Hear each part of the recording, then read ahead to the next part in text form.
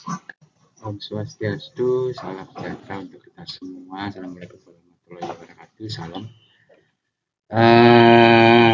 Hari ini kita kembali lagi di perkuliahan ya Paidia Usada dengan saya Gus Lingga. Mari kita mulai dulu. Oke, di pertemuan Paidia hari ini kita akan bahas lebih dalam lagi tentang Sange Sastra Usada. Sange Sastra itu adalah 9 pengetahuan yang memang harus dipahami oleh seorang usada ya, seorang batra, pengobat tradisional, dan itu juga tentang yang coba memahami mendalam di Ayurveda. Nah, Sange Sastra Usada itu diantaranya adalah darsana agama, yaitu darsana. Nah, filsafat tentang kehinduan. Nah, itu ada 6. Nanti kita bahas lebih dalam lagi. Itu ada Nyaya Darsana yaitu dari Resi Gautama, yaitu penerapan logis dan epistemologi menitikberatkan pada logika memahami semesta, Tuhan, jiwa, dan juga moksha pembebasan. Kemudian ada Vaisesika, itu ada Resi Kanada, itu tentang ontologis atau kajian tentang yang mendalam tentang keberadaan dalam semesta yang terdiri dari berbagai atom-atom abadi yang digerakkan oleh Tuhan. Kemudian ada lain adalah Samkhya dari si Patanjali, latihan praktis spiritualitas untuk mencapai kesadaran Tuhan. Kemudian selanjutnya ada Purwa Mimamsa dari Resi Jaimini tentang ritual Weda serta kewajiban Dharma. Kemudian setelah itu ada Uttara Mimamsa Vedanta dari Resi Badalayana. Itu kajian tentang Brahman yang dibagi lagi menjadi pemahaman dari perspektif Dvaita, Advaita, dan Visista Advaita, yaitu hubungan Atman dengan Brahman. Lalu selanjutnya itu ada Tatwa Purusa Pradana, Tatwa Buana Mapah, kemudian ada Tatwa Siwatma tentang konsep Siwaisme, Paramasiwa, Sadasiwa, Siwa dalam ranah Tuhan Yang Maha Esa. Kemudian ada Tatwa Triguna, yaitu konsep Maya Prakrti, yaitu keseimbangan dari Satwik, Rajas, dan Tamas. Kemudian selain yang tadi yang sebutkan itu ada Sanga Sastra Usada yang lain, yaitu pengetahuan Dewata Nawa Sange, pengetahuan tentang manifestasi yang widiwasa yang berada di segala penjuru mata angin sebagai penguasanya dan memiliki fungsi dan karakteristik masing-masing. Kemudian itu juga mempengaruhi kondisi semesta, yaitu Buana Agung dan juga Buana Air dalam diri. Nah, kemudian ada juga pengetahuan tentang bijaksara ya, aksara-aksara yang sakral dan dengan memahaminya dapat digunakan untuk melakukan suatu proses musada, sekaligus juga meningkatkan kualitas diri. Selanjutnya itu ada pengetahuan tentang kandepat, dan kemudian ada pengetahuan tentang Wobinede. Ya. Nah, setelah itu kita akan bahas, coba kita bahas satu persatu ya. Selanjutnya ini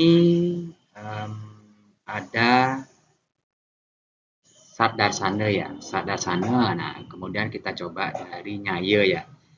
Nyaya itu dari Resi Gautama, penalaran logis dan epistemologi digerakkan pada logika memahami semesta, Tuhan, jiwa, dan juga pembebasan.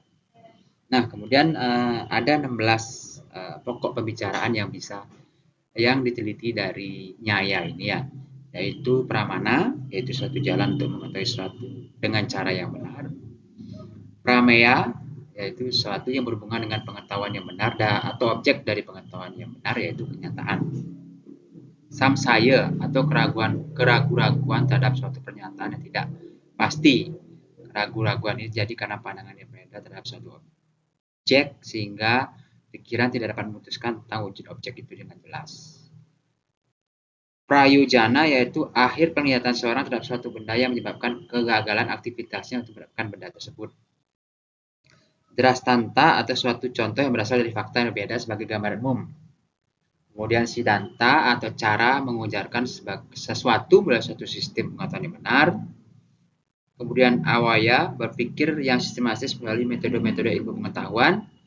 Tarka itu alasan yang ditemukan berdasarkan untuk mendapatkan suatu kesimpulan. Kemudian Nilaiat, pengetahuan yang pasti yang peroleh melalui metode ilmiah. Kemudian selanjutnya Wada, yaitu suatu diskusi yang dasari atau perilaku yang baik dan garis pemikiran yang rasio untuk mendapatkan suatu kebenaran. Kemudian ada Jalpa, suatu diskusi yang dilakukan oleh suatu kelompok yang hanya untuk mencapai kemenangan atas yang lain, tapi tidak mencoba untuk mencari kebenaran. Nah, Jalpa ini diskusi yang mungkin diskusi debat kusir gitu ya.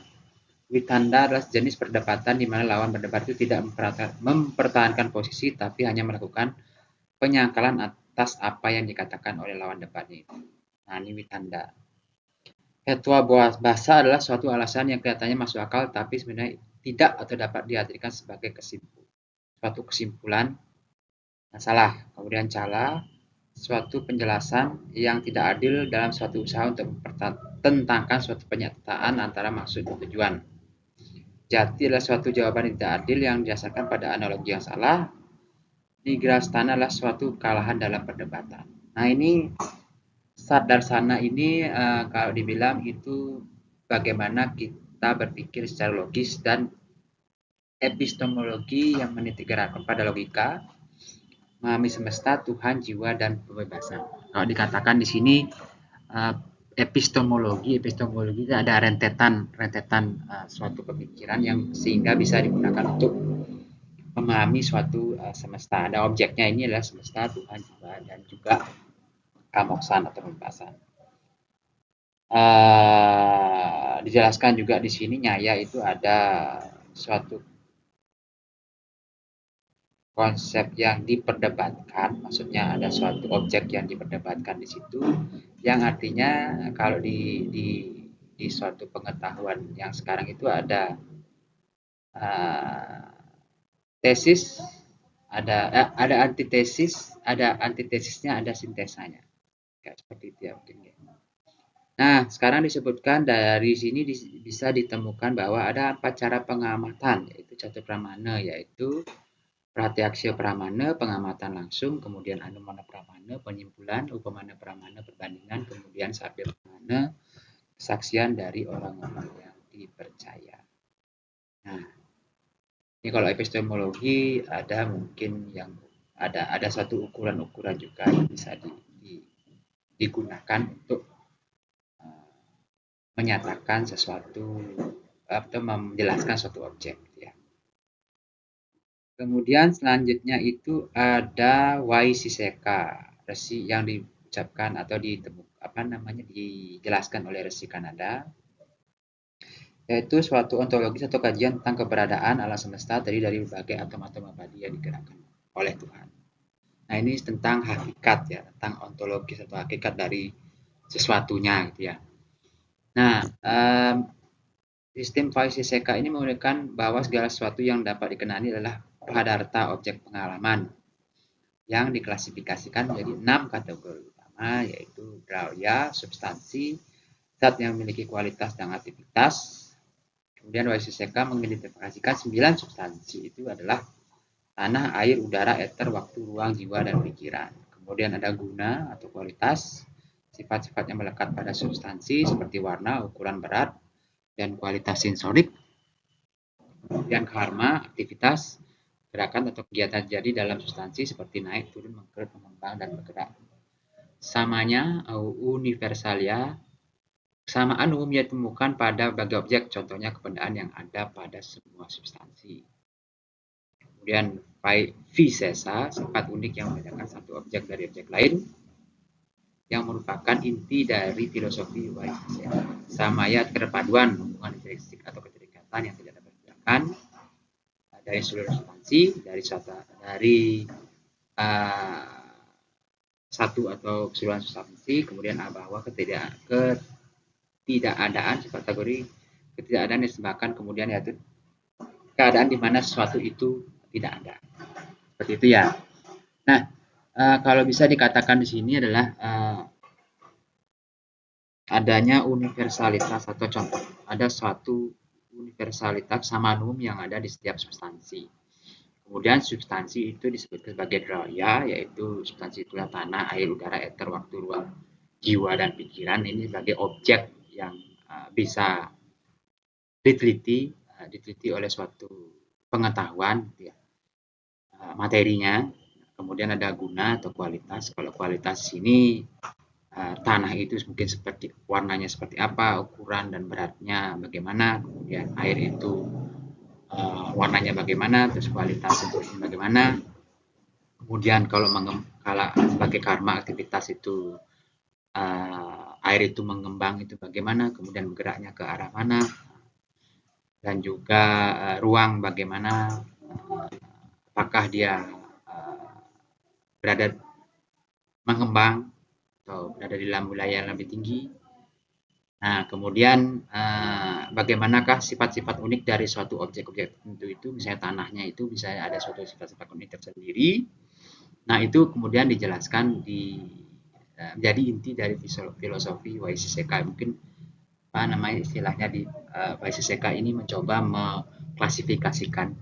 Kalau mungkin ilmu sekarang itu kayak seperti klasifikasi makhluk hidup itu ada Darwin yang menyebutkan.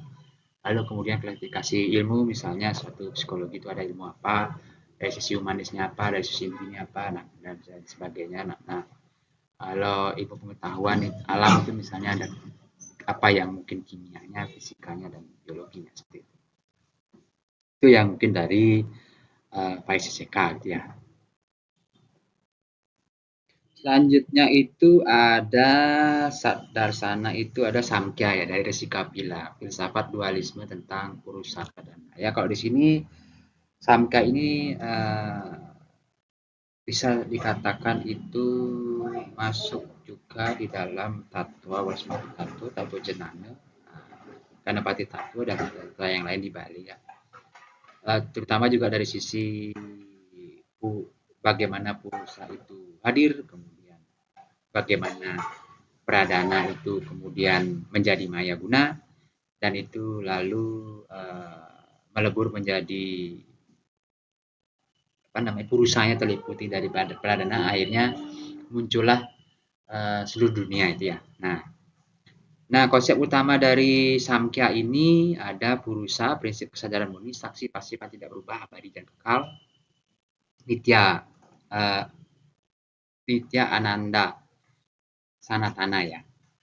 Kemudian ada Prakrti, prinsip materi alam semesta terus berkembang dan merupakan penyebab material dari segala sesuatu. Nah, ini Prakrti ini bisa disebut juga Pradana, ini bisa disebut Maya Guna itu ya.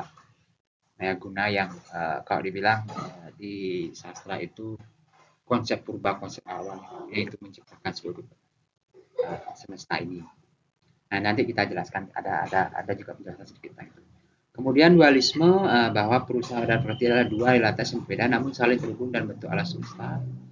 Nah, kemudian pembebasan yang bisa dikonsepkan dari Samkhya, pembebasan dari penderitaan dan siklus kehidupan kembali melalui pemisahan dari kesadaran Purusa dan juga Prakrti. Berarti untuk mencoba mendapatkan suatu pemahaman tentang atau suatu kesadaran yang moksa, yang sayuja, salokya, sarupya, sanitya. Nah, itu pembebasan itu harus bisa memberikan suatu kesadaran atau jenana yang bisa memisahkan mana Purusa, mana Pradana, mana Prakrti. Di saat itu terjadi, dikatakan secara Samkhya bisa mencapai keadaan kebebasan. Nah, dijelaskan juga di sini Samkhya ini juga ada juga di Waspati Tattwa yang menjelaskan tentang Purusa Pradana, Maya Guna, Pancamahabhuta, Pancatamata, Cakra, dan lain-lainnya ya. Itu. Dan nah ini ada yoga Sadarsana, termasuk Resi Patanjali, latihan atau praktisi kualitas mencapai kesadaran Tuhan. Nah, praktik 8 anggota yoga dari yoga tersebut merupakan praktik sipel atau praktik disiplin diri yang berguna untuk mengendalikan pikiran dan indera, yang mencakup 8 tahapan Astanga Yoga. Nah, kalau dari sini Resi Patanjali itu menjelaskan atau memberikan contoh bahwa yoga itu secara praktis bisa menjadi suatu latihan untuk mendapatkan suatu pembebasan. Tujuan pembebasan. Nah, ada 8 yaitu yama, pengendalian diri terhadap tindakan dan perilaku sosial. Nah, ini yama brata ya istilahnya. Pancayama brata itu ada ahimsa, satya, kemudian asteya, brahmacari, lalu hawyaharika atau aparigraha. Ya. Nah, dan selanjutnya itu ada niyama, tahap kedua pengendalian diri di kehidupan batin dan bisa digunakan sebagai habit, yaitu akroda, pengendalian kemarahan, kemudian guru susursa, hormat kepada guru, sauca, kebersihan lahir batin, ahara lagawa, pengaturan makanan ya. Kemudian ada apramada, satu kewaspadaan ya. Berpikir tenang. Dan selanjutnya ada asana, latihan postur tubuh yang stabil untuk nyaman untuk menenangkan fisik. Kemudian pranayama, latihan mengatur pernapasan. Nah, ini seperti juga lagi pengusaha dan juga di yoga juga sudah dilakukan baik ya. Nah, sering juga digunakan di Bali. Khususnya ya di Indonesia juga sudah. Pranayama, kemudian pratyahara, penarikan indera dari objek-objek eksternal, ini artinya fokus. Penarikan diri artinya telinga ditarik untuk tidak mendengar, kemudian hidung ditarik untuk tidak membaui, bukan tidak bernafas, tidak membaui, kemudian mata berpejam untuk tidak melihat, lalu yang lain itu kulit juga dikurangi sensoriknya. Nah, itu maksudnya penarikan itu ya, indera ya. Lalu selanjutnya ada dharana, konsentrasi atau fokus pada satu objek. Dhyana, kemudian meditasi, lalu ada samadhi, kesadaran tertinggi. Nah, ini konsep-konsep prinsip yoga yang diajarkan dari Sri Patanjali. Di sini juga saya sempat melihat juga di Respati Tattva Jajana ini juga ada seperti ini. Coba dilihat-lihat lagi. Ada catatan tentang dijelaskan tentang Astanga Yoga ini. Kemudian selanjutnya itu ada Purwamimamsa, ritual Weda serta kewajiban Dharma. Jadi dari Purwamimamsa ini kita diajarkan untuk melaksanakan ritual serta kewajiban Dharma untuk mencari suatu pembebasan atau menemukan suatu pembebasan. Fokusnya ada ritual, pelaksanaan ritual yang benar seperti yang diamanatkan dalam Weda. Weda dianggap sebagai sumber pengetahuan tertinggi dan otentik untuk Dharma, tidak berasal dari pengalaman intelektual. Ini Purwamimamsa saya. Tujuan adalah untuk mencapai swarga melalui akumulasi karma dan dari pelaksanaan ritual-ritual Weda yang mungkin berbeda sedikit dari pengertian Uttara Mimamsa. Kemudian Sutra Jaimini ini Wedanya ditulis oleh Resi Jaimini. Fokusnya adalah ritualisme.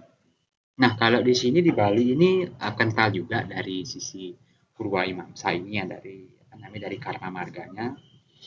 Kemudian setelah melaksanakan ini semua ada suatu penguatan, bukan suatu pergeseran, ada suatu penguatan bahwa dari ritual-ritual yang ada itu dicari suatu makna-makna tertentu. Jadi bukan dari karmanya saja, dari perbuatan. Ada jenana marganya juga, jenana yoganya juga dari pemahaman yang ada di ritual-ritual tertentu. Ya. Oke, selanjutnya adalah Uttara Mimamsa ya, Vedanta, Resi Badarayana, kajian tentang Dvaita dan hubungannya dengan Brahman. Nah, ini ada tiga yang bisa dikatakan di sini adalah Advaita dan dualisme. Brahman adalah satu yang tinggi. Kemudian Brahman, jagat dan jiwa bukanlah entitas berbeda dan pisah. Nah, ini mengamalkan Brahman. Dan Dvaita itu ada dua, yaitu konsep berdasarkan pada konsep dualisme yang menekankan pada perbedaan antara Tuhan, jiwa, dan jagat atau individu, membedakan Tuhan dari materi, sehingga dikatakan Tuhan, jiwa, dan jagat adalah tiga entitas yang terpisah serta abadi. Tuhan itu mengatur dunia dan mengendalikan jiwa. Jiwa dengan ketidaktahuannya akan tetap terlebur di dunia, sehingga dengan pengabdian dan rahmat Tuhan, jiwa akan bermigrasi ke surga.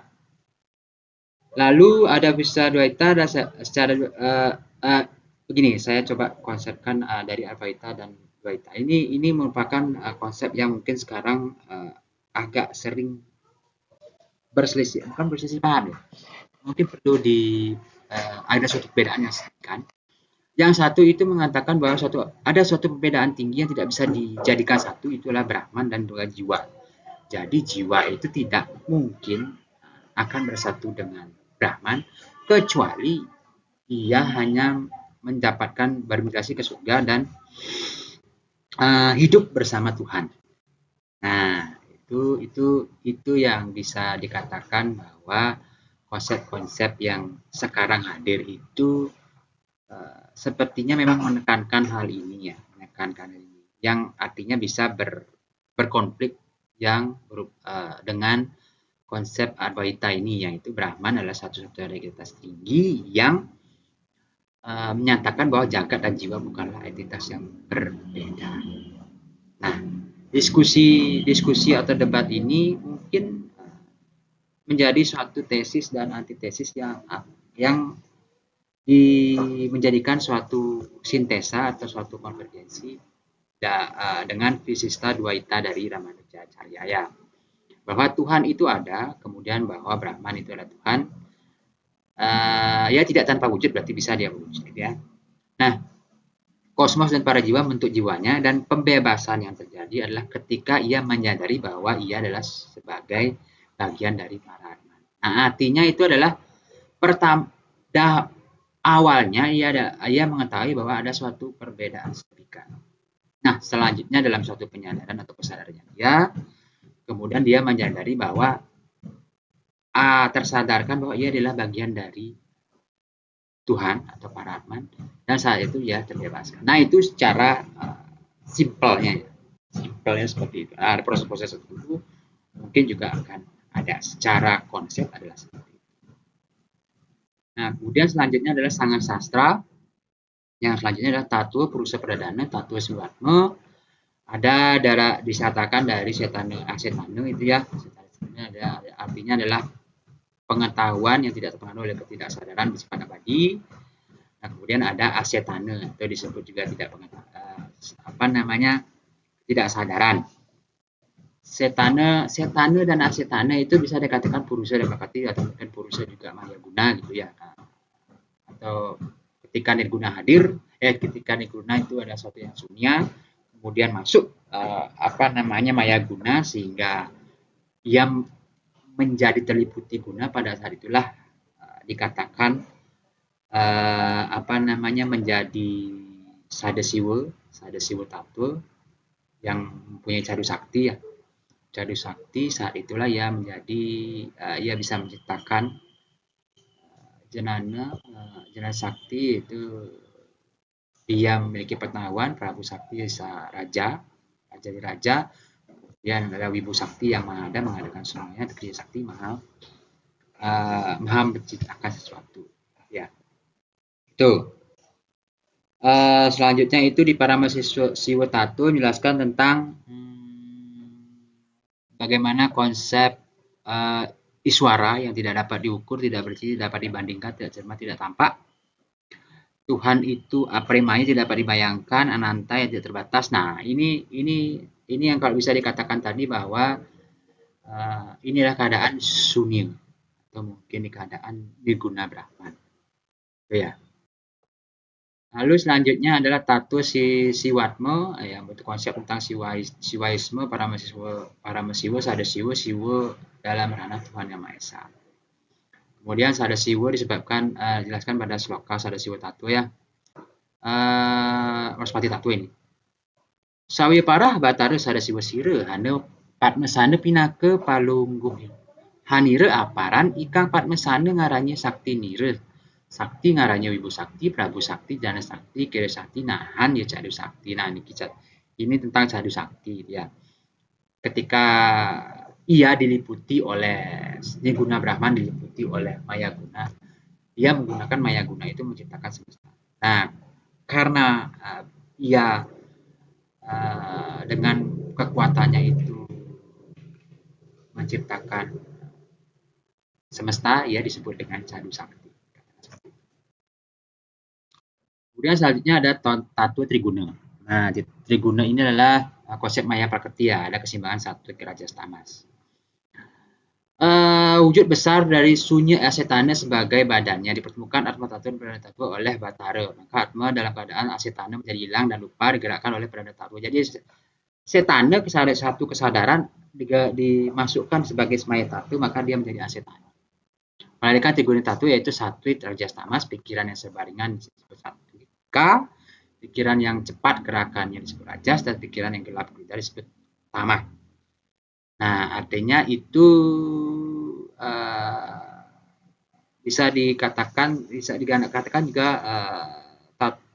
Sattwik Rajas Tamas itu bersifat Vyapi Vyapaka, menjadi suatu guna di setiap, menjadi suatu sifat kualitas di setiap apapun itu, apapun ya, benda yang berbentuk, benda yang tidak berbentuk seperti itu, atau juga sifat-sifat juga seperti itu dan yang lain sebagainya. Nah, itu mempunyai 3 kualitas. Pandailah ia manis tutur katanya, indah badannya itu merupakan ciri pikiran Sattwika. Bengis, pemarah, menakutkan, congkak, panas hati, loba, itu bukan Rajasika. Kemudian tidak hati-hati, membunuh dan lainnya itu disebut gelap atau tamas. Ya. Nah, ini Tattwa Triguna ini juga sangat terpengaruh dari konsep Sapta Cakra itu sendiri. Ya, mana yang mungkin bersifat Sattwik, mana yang Rajas, mana Tamas, itu bisa digunakan untuk mengetahui bagaimana keadaan orang tersebut. Nah, kemudian selanjutnya ada Dewata Nawasanga. Ini ya Dewata tentang manifestasi yang widiwasa yang ada saudara penjelma angin. Nah, ini bisa dilihat di sini adalah Dewa Sakti Setiata Wahana Wisnu Sambu Iswara Maswara Sambang Tang Angin Namang Singwayang urip-uripnya ada berapa. Nah, itu Dewata Nawasanga yang mungkin kita harus pahami juga sebagai suatu cara untuk mengkondisikan tubuh, mengkondisikan fisik dan juga menjadi jiwa. Kemudian ini juga ada Wijaksara, aksara-aksara sakra yang dapat dipahami digunakan proses untuk pengusada. Kemudian hana cara ke data sewala marga bangga pojijana ini bisa digunakan untuk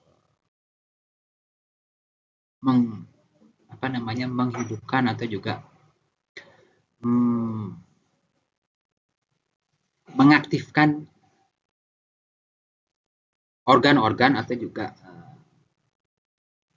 tubuh-tubuh yang baik yang skala atau sekali dalam tubuh.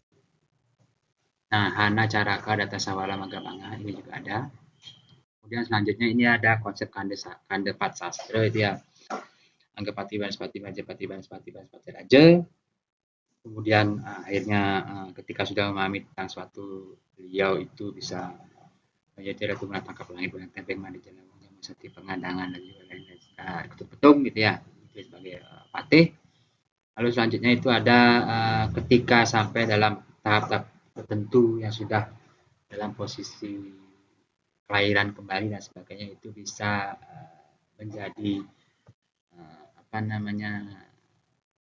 Wisnu, Iswara, Brahma, Mahadewa. Nah, itu kalau misalnya masukin dalam tubuh itu namanya Pancaksala dan lalu di dalam kematian pun kita juga ada namanya Kandepat Pati itu Sang Suratma, Majapati, habis itu Jogor Manik sama Mahakala itu juga ada. Nah, itu ya. Ini Kandepat Sastra. Lalu Sanga Sastra Ruwabineda ya. Ruwabineda tergolong dari oposisi hubungan. Kita memahami tentang Ruwabineda itu sendiri ya. Ada sendiri. Kemudian disebutkan atemu pokang cetane lawan asatane ya madianakan saro tata. Artinya bertemu setanda dengan asatane melahirkan berbagai macam tatwa. Nah ini karena awalnya adalah Ruwabinido dari suatu konsep nirguna. Kemudian nirguna yang sunya itu sebagai purusa, sebagai asal dari semuanya itu terlingkupi oleh Maya Guna itu sendiri. Dan akhirnya terciptalah seluruh semesta ini. Oke.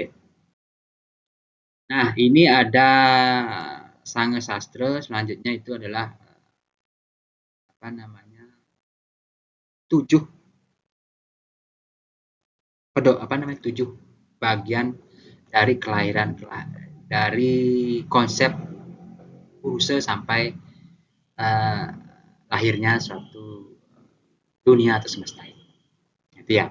Nah, nanti kita bahas tentang ini untuk saat ini kita cukupkan sampai di sini, gitu ya. Terima kasih atas atensinya. Kita kembali nanti pada pertemuan selanjutnya. Semoga